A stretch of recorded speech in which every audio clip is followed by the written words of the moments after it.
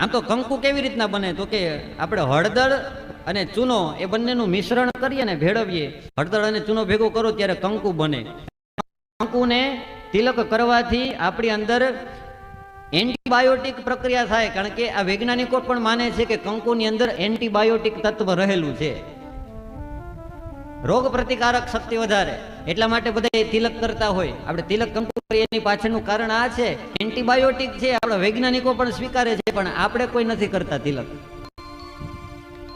તિલક કરવું જોઈએ કંકુનું, રોગ દૂર થાય આપણી અંદરથી. બીજી રીતના જોઈએ તો કંકુ છે ને એને મંગળ ચિહ્ન કીધું છે.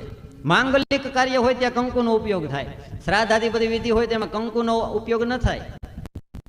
મંગલતા દર્શાવી હોય તો તમે કંકુ વાપરી શકો. એટલા માટે જ લગ્નની અંદર ને બધા પ્રસંગ હોય તેમાં કંકુ વાપરવામાં આવે છે.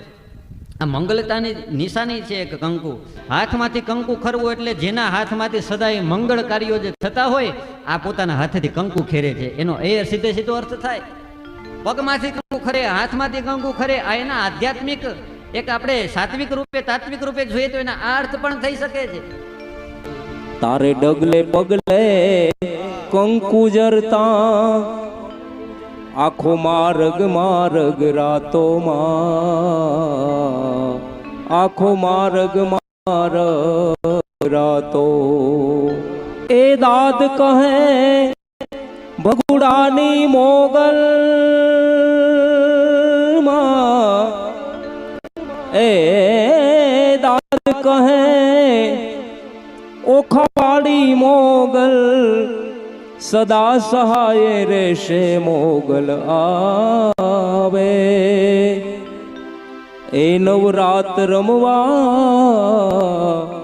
કેવા કેવા વેશે માં, આઈ કેવા કેવા વેશે.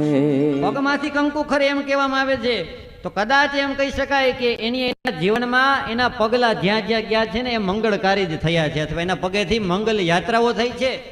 એની પગેથી કંકુ ખેરી લીધા સમજાય.